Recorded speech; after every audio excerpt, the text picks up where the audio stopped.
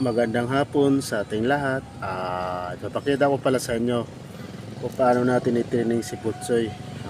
Pakyatin natin siya dito ngayon sa motor na to. Ito yung unang step ngayon, paano natin siya pakyatin. Yan, patayihin muna natin siya. Tapos painihin.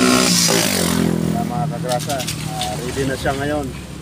Yan si Butsoy, malapitan. Choy, tingin sa camera. Ito. Yan. Tingin, Choy. Yan. Ready na. Nagpapakita ko sa inyo mga kagrasa. Dito, Choy. Akyat. Akyat, akyat. Yan. Yan si Butsoy, oh. Yan. Dali, akyat. Dali na. Ay, iwan. Dali. Yan. Yan. Kita nyo na mga kagrasa. Ngayon, babiyahe kami ngayon. Yan. Yan yung tsura niya, naka-live.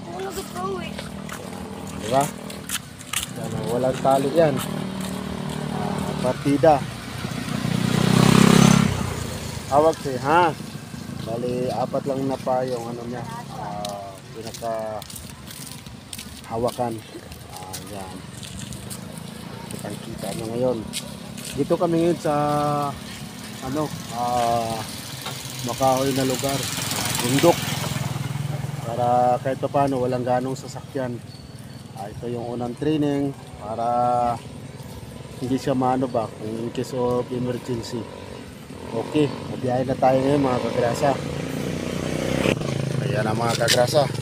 Ito na si Butsoy, oh. Sakay na kami ngayon. Okay. Iti-training natin siya kung mahulog ba talaga. Kung yan ito, banking-banking tayo. Preno bigla. Tapos itatagilid natin ng todo yung motor kung malalaglag ba talaga siya. Hawak siya, ha?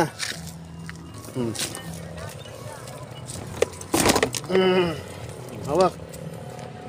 Yan yung unang step. Tagilid natin yung motor. Yan, hawak, hawak. Kaya pag mahulog ka, di ka makasakay. Tapos prino-prino tayo ngayon mga kagrasa. Hawak.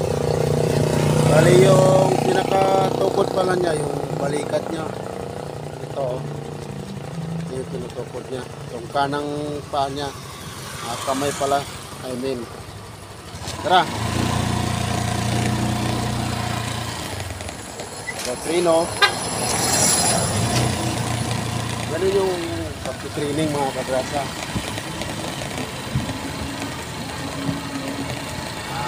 Hawak.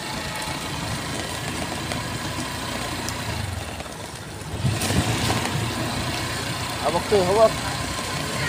Tapos preno ulit. Yan. Kumbaga, pagtibayin natin yung mga paa niya. Para pag nasa long ride na, hindi na siya mahirapan. Preno. Yan, tinan mo. Nilalaban niya yung ano, kanang balikat niya.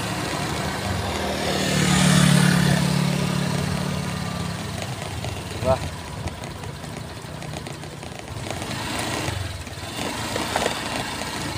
Wala natin yun.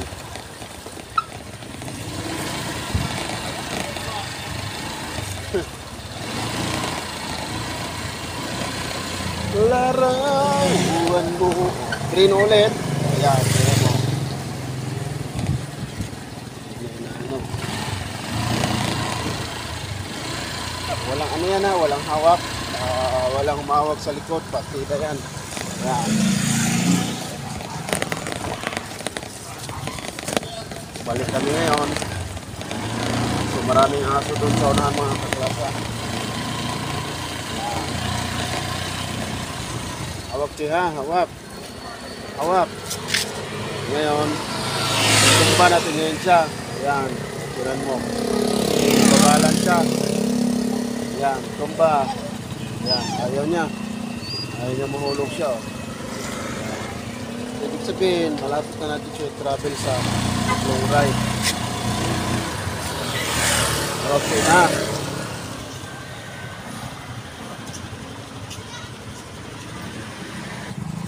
Ayan, tinutumba natin ngayon ng motor. Yan. Yung apat na pa niya, nilalaban niya.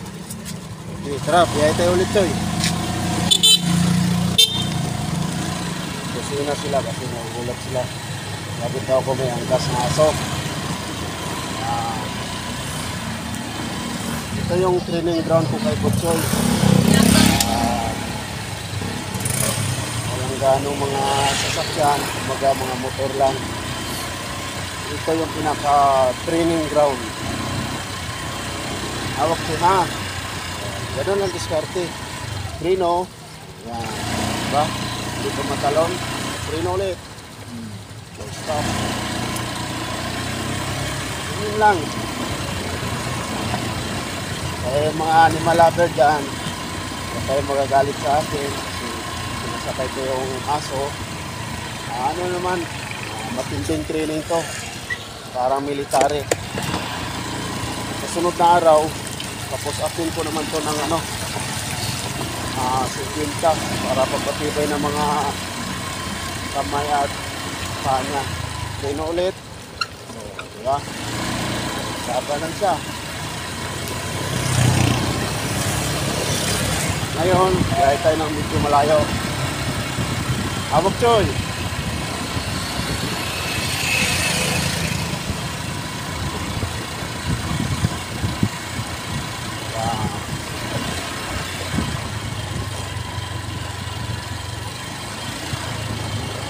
Mga diskarte. Napuntok ko mga kagrasa. Naghihilo ang dito. Yung Gabon ba? Baga sobrang lamig ang lugar na to. Sa Tagulan, hindi mo makita yung malayong lugar kasi puro Gabon. Baga pag. Malamig. Presko. Pwede mag-training ng aso. Yun lang. Tapos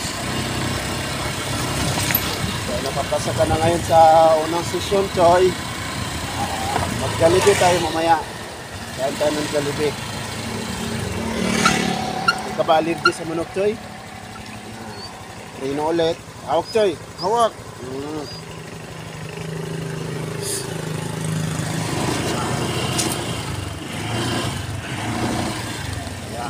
Likong-liko yun mga kagrasa.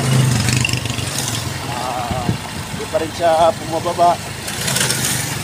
Tuloy pa rin yung niya. Ganun yung diskarte.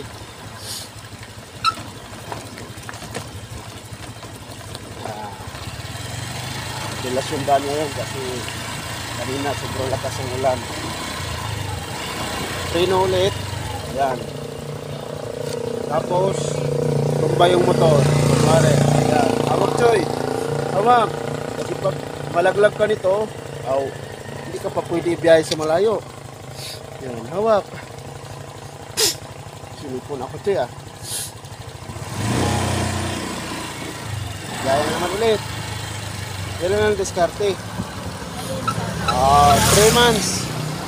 3 months ang pagtitraining nito kasi 100 kilometro yung babiyahin natin mula Rizal hanggang Pampanga yung babiyahin, kaya 3 months yung ehersisyo, training kasi main road lahat yung dadaanan natin.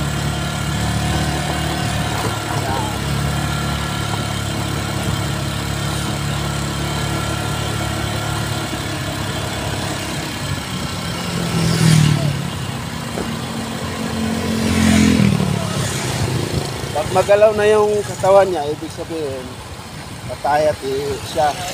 Yan. Okay. So yung unang session, wag natin siya pirsahin. Yan.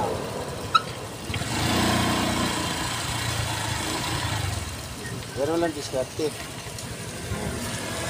Diba? Ayan na siya. Hindi ko lang na-videoan kung paano siya umihi at tumae. Yan, ready na siya ulit.